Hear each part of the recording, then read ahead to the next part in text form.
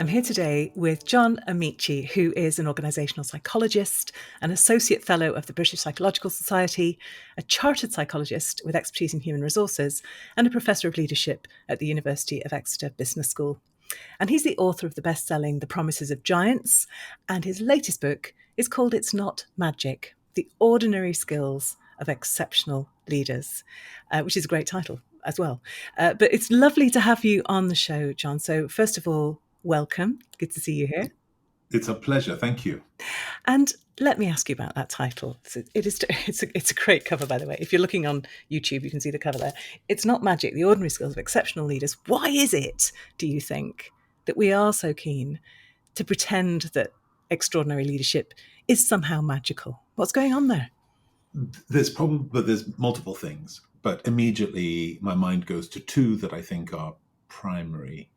One is that the role models we have out there who have extraordinary positions of power are so epically bad. Don't hold back, John. I don't mean necessarily malevolent or evil, but because we can probably think of people we might imagine are malevolent or evil who also have great power.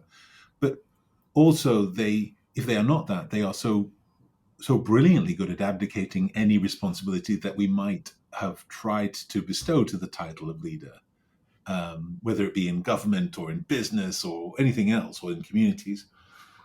And so that's the one side. The other side is because when we imagine powers to be magical in nature, it is luck of the draw who gets them, and no amount of personal work will allow you. You can learn a few tricks, but you'll never be a proper magician.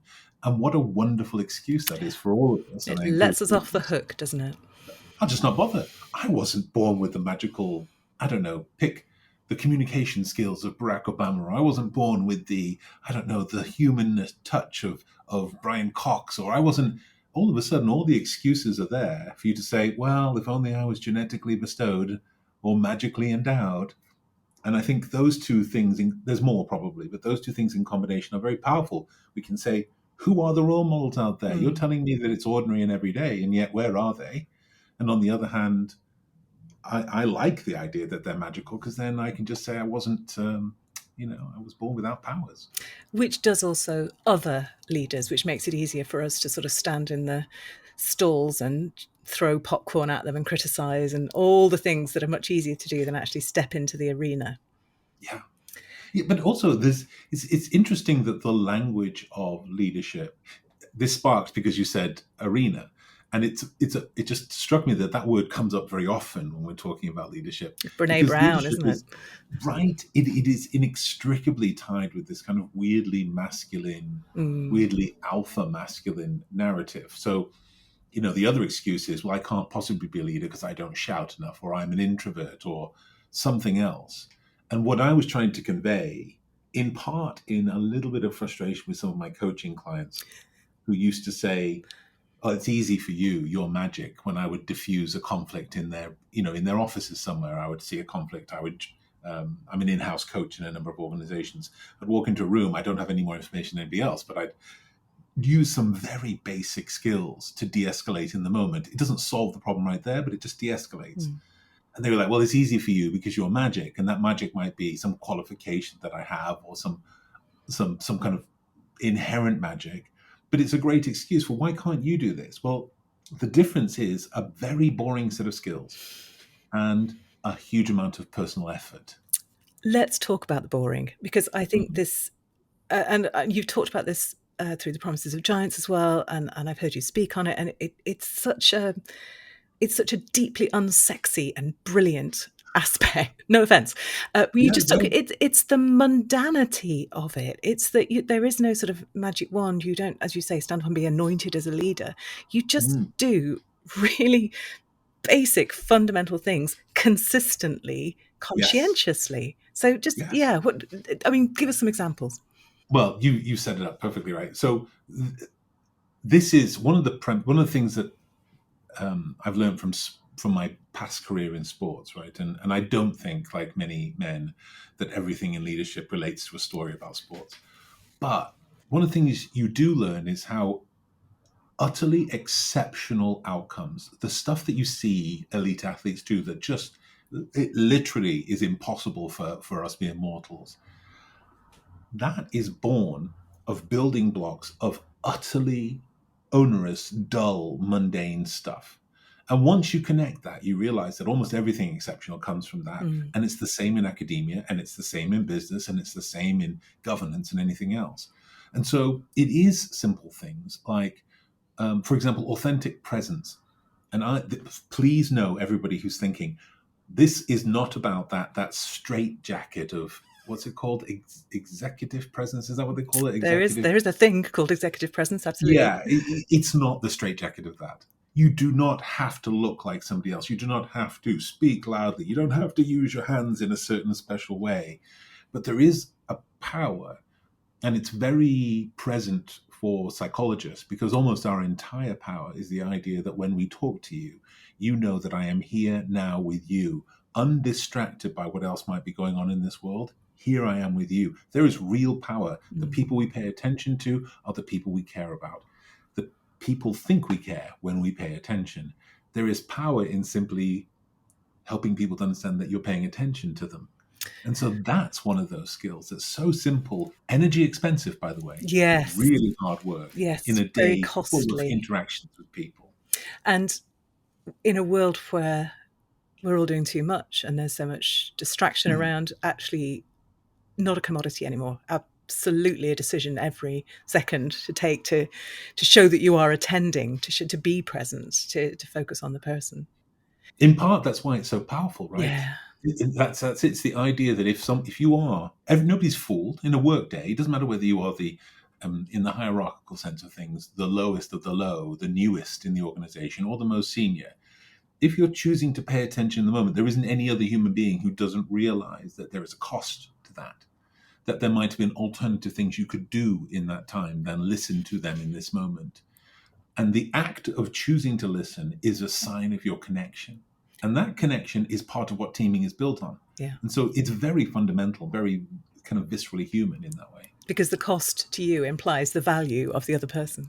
Yeah. As it does in almost everything, Yeah. right? When we think about how we operate with our partners, our loved ones, it is the way we put ourselves out, even in the small ways, making sure, I don't know, that a small domestic task is done before our loved one gets home, making sure that a cup of tea is one of my love languages is tea, making sure that a That's properly very bronzed, Stockport, John. That's very Stockport. right, right, a properly bronze colored cup of tea is what that really, you didn't, my partner doesn't drink tea. The idea that you choose to make it, despite the fact you're not going to have one yourself, is a little put out that says, huh, you matter.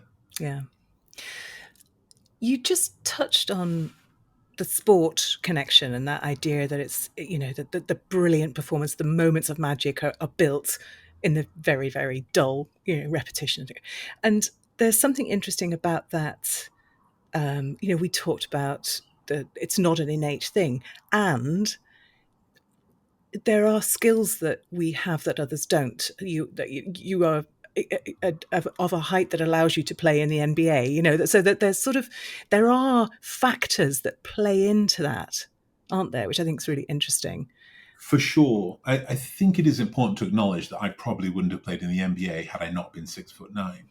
But it is also important to acknowledge that being 6'9" didn't It's a facilitate me playing in the necessary but not a NBA. sufficient condition. Right. So that's the piece. So Yeah. normally in the space of leadership, what we're talking about is the idea that the things that you're missing will make your work more energy expensive, or the things that are not, I have no issue communicating with sometimes very large groups of people, but the cost is enormous. I write in the book about this self-reflection piece where I suddenly realized I could monitor my heart rate with my watch. And if I watch my heart rate while I perform, it's this unbelievably low. I think my resting heart rate is like 55 or something like that. It's unbelievably low. The second I finish, my heart rate shoots up into the top zone it could be in, and I start to sweat because everything has been contained in that moment in my focus on the people in front of me. But then once I suddenly realize, it's like when I get off the stage or when I hear clapping, I suddenly realize what I'm doing. And my body's like, no, you hate Yes. this. And And so it's just an energy expense that comes with it, because I am an introvert as opposed to an extrovert, but it doesn't mean that extroverts are any better at interacting with large groups of people than introverts. It's a lovely example of how you manage yourself in situations where you wouldn't necessarily choose to put yourself as well. And I know you've talked in the book, and I think you've talked before about the fact that you manage your your body language very Mm, carefully, because it would be very easy for you to intimidate somebody across the room for you. And there's something very those constraints that turn into our superpowers. I think that's really interesting, because you have developed a style very much of your own that is so contained. mm. I think part of leadership is really wanting power to be effective. And I think part of being an effective leader is understanding your power and curating how it pops out to the world around you. Understanding that as a 6'9", 160 kilo, that's mixing metrics, I think, but as a We're very here for that. tall, very heavy man and black man too, when I shout, it the room shakes. I do this. I do this thing sometimes where somebody will say, "Oh, it doesn't really make a big difference," and I will change my pattern Mm, around them. So if there's a group of say round tables or people sat around them, whilst I will walk through them while there's an exercise going on, if I'm just speaking to them, I stay forward and front and I move laterally, but never get too close. And oftentimes when I get this rejection of this idea that, oh no, it doesn't matter, you don't have to curate your power, I'll just walk very slowly and purposefully. And instead of having my shoulders dropped and natural, as I often do when I'm talking to people to convey something very intentional, that I am safe and it is fine, I'll raise my shoulders up and stand to my full height and then just walk slowly towards them and then cross my arms. And it's palpable in the room. And people are like, all right, then I get it. I'd And, love and to see that's, that. It's but that's the hilarious. power of all leaders, right? Because people Yeah. think that's just me because I'm a giant. But your title of leadership Yes. makes you a giant. Yes. And being aware. So much of this that we're talking about comes down to self-awareness, doesn't it? Mm, And so much of that comes down to reflection. So yes. you talk about, and you build this into the book, you weave it through the book. I want to talk about how you write and how you put it together.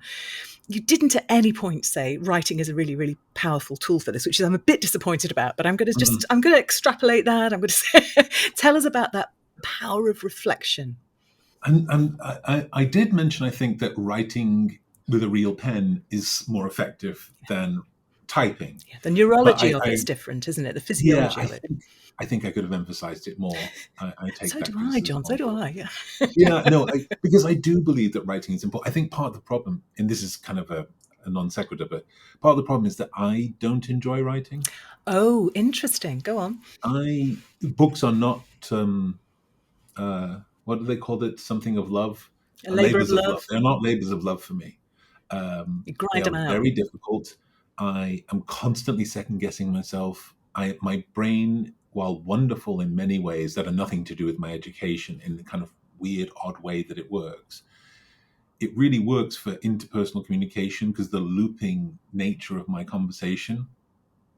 My sister, who's very, very smart, often says that I'm a kind of person who defines stuff by what isn't what it isn't and not what it is, which can become a bit relentless in writing, even Yeah, as it the sounds quite. elliptical. Yeah, I'm not saying that you're sounds great when I'm talking to you, but in a book, it's like, can you just tell me what you are saying? And so I find it quite hard, and that's probably why I underemphasize it. But in reflection, not just running it around in your head, but actually considering writing it down, as you suggest, is so important. But I also think that that is how we take things from just being memories to being experiences. How we Yes. take them from things that exist in our brain that might or might not ever be recalled again to items in our brain that can be, without wanting to again use this ridiculously warmongering language, weaponized so that they can be used. Almost every experience that I have is a story that I'm going to tell. And that It library of experience you talk about in the book and the story. Yeah, Yeah. So sorry, I interrupted you. Carry it's on. no, it's so great though. It's just so great that, and I don't know when this switch happened, but I'll tell you what, it was before the Promises of Giants, but I couldn't tell you. It feels like it was many years ago, but something happened, and I was just like, oh. And it wasn't just, it was a revelation for me. I was like, this is informative about my assumptions, who I am. But with the work that I do, what a wonderful way to illustrate something dry that I've been trying to say to people. I'm a scientist. I love stats and I love research, but not everybody loves to hear you cite stats and research. And then I've just had this experience that explains the exact thing that I'm talking about. And so I love this. In the book, I talk about an experience with two baristas, which really Yes. highlighted my own, as a person who's right on, or thinks he's right on, it just highlighted my own stereotypes, because I was surprised by the depth of the conversation happening Yes. at 6 in the morning between these two baristas. And what I loved about it is both of them were speaking English, but neither of them spoke English as a first language, and neither of them spoke the same first language. And here they are communicating in another language, something I thought really complex, nuanced, and interesting. And I thought it was surprising, in part because they were baristas. So I just thought there's nothing to them. And it's almost like you didn't see them and they were talking about not being seen. But in a sense, they weren't seeing you because they're having this conversation and the guy is giving you a coffee but not looking at you. And you have that moment where you hold the coffee just to the moment where he does look at you. And there's Yeah, that lovely, suddenly everybody's seeing everybody. it was really a beautiful moment. It's a thing. It's the reason it's in the book is not because it's the only example I could think of. It was just, it's got such gravity Yeah. that it's like it's a memory that keeps pulling me back. And now I walk into a retail environment. Now I walk into an office, front desk, security. And all of a sudden, it's like there's a gravity around Mm. that instance because of that thing. I've got a little book. I don't have it here, but it's in my bag. And so when I walk into a new office, I ask the names of the security and front desk, and I write them in this book because I have a bad memory, and otherwise they'll be gone. And it takes a couple of times visiting before I don't have to look it up anymore. But it's like that all comes from that one experience. That's amazing. And your story, so there's the beauty of that story, which I'm sitting with for a moment, but there's also the craft of that. And you've got a lovely metaphor in the book about storytelling, the plane. Just tell us about the plane journey and Oh, the yes. story, because I think it's a really helpful thing to remember when you are trying to tell a story. Yeah, I don't know. This is one of those reasons I hate writing, because I was mulling over this as if it's all just too much. But it's simply the idea that I fly a huge amount. I've got this app called Flighty, and it tells me about my flight. I've flown 4 times around the world this year. Whoa, this year. Um, this year, Holy and moly. it's not done. It's just, I mean, I'm on a day trip to Dubai tomorrow. Um, um, Clients matter. Um, but this. So I'm often on planes, and I take it for granted. I can often fall asleep even before we take off. But there is this thing when you look around at people who are new to it, or excited about it, or tense about it, and you realize that people have expectations of the nature of Mm. a flight. And so what they want is for us. You remember how I look around and I see how frustrated people get when we're sat at the gate. We're just sat here. Why aren't we going yet? We're all boarded. We're ready to go. And that's the equivalent of starting your story and lingering and meandering, as I'm doing right now at the beginning part, without people, because people are thinking, even right now, they're saying, could you tell us a We're story? looking And forward to hearing that. Yeah, I'm absolutely. demonstrating exactly what happens. Nobody wants to be stuck at It's the very gate. smart. Nobody wants to be going round Heathrow on the ground. People want to get to take off and take off, and they want to feel some kind of push back into their chair. They want to feel something that tells them there is thrust behind this bad boy, slightly dangerous, but I don't know lifting where us it's into the going. clouds. Yeah. I don't know where it's going, right? And and then there's this moment of epiphany where you clear the clouds and things get flat. And people think that in storytelling there must always be some kind of trouble, but the fact is that people remember flights that don't have turbulence as much as they remember flights that have turbulence. They just remember them very different ways. And one is good and one is bad. And in this world, I talk a lot about Poirot in the book, because I don't think people realize that stories with predictably positive endings are very powerful in times of trouble and turbulence. So you're at this level, there might be a little bump or two, but everybody needs to know that it's still safe. Mm. But then you get to the point where, right, we're close to landing. The pilot with that predictably gravelly voice is telling you that we're about to land. And you want to know now, you've been indicated that this story is going to end. It must end. Yeah. And it must end with swiftness but not scary. So you don't want to dive like you're heading towards the ground like a bullet, but you do want to get down quickly and then land safely. And people do, in the case of storytelling, want the landing to be such that it compels them to clap. It's a great way to finish it. You know, something will get you laughed at if you do it on a plane, so I'm not advising it. But for storytellers, that's what we want. We want to land down in such a way that we make people go, we probably don't have time for That this, was a but great landing. many years ago, I gave a speech at a school in uh, Silicon Valley. And Silicon Valley has this crisscross of trains that have no gates, no level crossings. It's just open. And unfortunately, because of the impetus for learning and getting into these great universities and getting into these great um, companies that are all based up there, the incidence of suicide in some of these schools is absolutely incredible. And I wasn't told before I arrived that 3 students in the year prior had killed themselves, and that to me was an abdication of duty. But I remember telling a story because I knew I had to pull a whole group of people, and I looped and looped, and I remembered that there was going to be turbulence because I had to address this elephant in the room. And when I landed, there was this palpable relief from the people in the room. It was like it was one big group therapy session because I'd taken them on this journey that felt safe. And when I landed, it felt like they'd really gone somewhere important. Yeah. You And know? even just the idea that you start and you finish and there's something, I mean, that sounds ridiculous, but I see so often people start a story loop and then they sort of abandon it. And it's like leaving your passengers in midair. You can't do that. You have to bring them down. That is so perfect. It is as if you've been ejected from the plane and are just still floating there, wondering what you watch, and often watching the plane disappear into the distance. And It's you like, can't move on because you need to know the end of the story. I need to know. Yeah, you Yeah, have did you obligations forget as a me? storyteller. Yeah, that's brilliant. I want to come back to you said about the labour's books aren't a labour of love for you. I get that, and you're very good at them, and you've done a few now. So what? Mm. Why? Why do you do them? What do they do for you? They force a bit of discipline into my otherwise wildly rambling narrative style. Um, they force me to do the so what piece that's so important. Um, because sometimes I think stuff is just interesting to talk about, but I'm also aware that busy people in very powerful or consequential positions in organizations, they want to know, so what? My rambling style doesn't always have all the cogent points that busy people require. Um, it's engaging, and it I hope inspires and pulls people along and helps them to understand themselves better. But it doesn't always hit the so what so succinctly.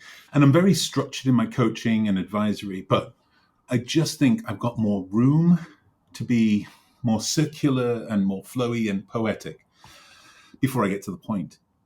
The book is important because I can get to the point at every chapter. You have to. And there is a principles into practice piece where it's like, if anybody's asking, what can I do? The answer's right there. Yeah. This is what you can do. And you don't have to do all of them, but pick one, work on one, deliver one, and then pick another one. And I don't mind if people read this book in a chapter and then stop and work their way through all of those before they move on. I think perhaps less enjoyable to do it that way. But I just want to have something that's in one place. I remember that's how I felt about my first book, Man in the Middle, which is not a good book. It is. I would have written a better first book now. I think everybody would say that. But I was so worried about my story becoming little sound bites captured from news clippings and TV interviews that I was doing. I wanted to make sure that if people were going to talk about me, even if it was derogatory, they were going to have the story, my story, as I wrote it in one place. That's so, you're taking charge of the narrative, and you're also, and that works not just for your personal story, because most of us don't have a personal story quite as extraordinary as yours, but it works for the teaching. I think your book is a very good model for how you translate something that's done in person in the room experientially into something that can change behavior when you're not in the room, when you're just, Yes, it's got that kind of, it invites the reader in, and it sort of demands reflection and action from them, which I think is, it's exactly right, and that's the hope. yeah, I like it when people enjoy my rhetorical flourishes and the way there are some points when when I was reading the book for the audible. Um, as I would read it and I'm like, oh, that was clever. It's like that. I really very much who enjoyed the wrote turn of this? phrase. Um, and then there were points when I read and I was like, oh, wish I'd said that differently. But I think there is something about having it all in one place so people can Yeah. consume and see it in context that's really powerful. Yeah, it's powerful for you, I think, as the author as well as the reader. So yeah, it's really interesting. I want to carry on talking to you all day. I can't, so I'm going to draw in with my questions, because nobody will forgive me if I don't ask you, John, if there was just one tip you could give to somebody who's at the start of this journey, what would you say to them? The writing journey.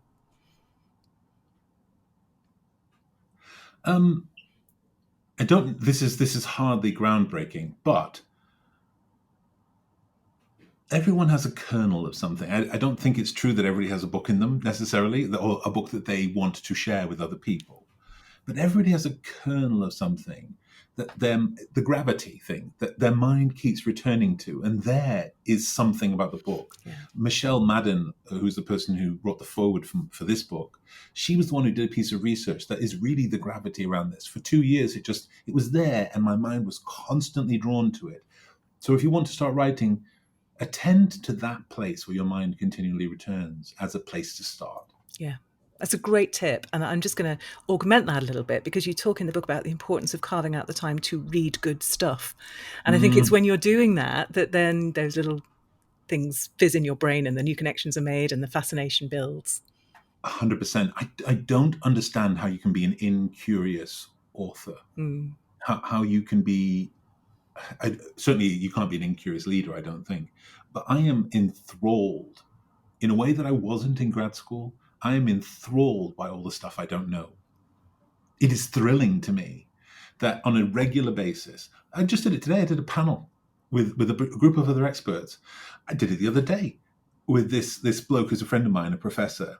And I was writing notes while listening to him on the panel. And it wasn't an affectation. It was like, this is such good stuff. Yeah. I've never thought of that. I didn't think of it that way. Yeah. That's the way to start, Yeah. I think. Put yourself in the way of it. That's brilliant. And also, John, recommend us a book. You're not allowed to recommend one of yours. I will do that at the end. I hope I've been doing it throughout. But You have for sure. you read so widely. I'm really interested. What would you recommend that people read if they haven't? It doesn't have to be a business book. Oh, yes, that's suddenly blown the field open, hasn't it? it has. I've got. Oh, this is so cool. I don't. So I was just handed this. I knew George Raveling, who was a What You're Made For. yes. Can you read us the Really, subtitle? really. Sorry. The subtitle. What You're Made For: Powerful Lessons from a Life in Sport. George Raveling was a really cool guy, really good guy, cool guy, coach, amazing. It won't just. It's not going to appeal just on the basis of being sports, because I don't care about sports. Really good. Whistling Vivaldi by Claude Steele. Ooh, what a gorgeous cover. Oh, right. He did it. Oh, it's been used as a tea stand. You can see the tea stain. Only the great books get that accolade, right? But it's so good. It sits here all the time. And then this one, I think, is a book for our time. One day, everyone will always. One day, when it's safe, and there's no personal downside to calling the thing what it is, when it's too late to hold anyone accountable, everyone will always have been against this. Wow, that does sound like a book for our times. Well, I think we all got value for money there. Thank you, John.